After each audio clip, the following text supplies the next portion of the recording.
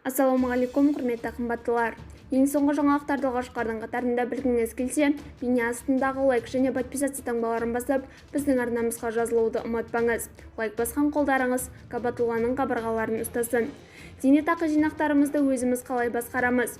Бұдан былай қазақстандықтар зейнетақы жинақтарын өз бетінше басқара алады. Яғни сіз бен біз шілде айынан бастап өз жинағымыздың тең жартысын басқарушы компанияға аудара аламыз деген сөз. Бізге бұл қандай мүмкіндік береді? Жеке компания жинақ қорымызды тапсыратындай қаншалықты сенімді? Қаржылық сауат арнасы біліп көрсетті.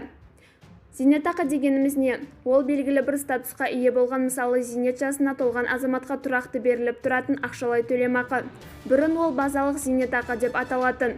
Сол кезде зейнетақы барлық зейнеткерге бірдей мөлшерде төленді. 2018 жылға ол тәртіп өзгерді. Бірыңғай жинақтаушы зейнетақы қорында бәрімізге зейнетақы шоты ашылды. Сол шотқа әрбір жұмыс беруші тарап қол астындағы қызметкерінің шотына айлық табысының 10%-ын аударып отыруға міндет алды.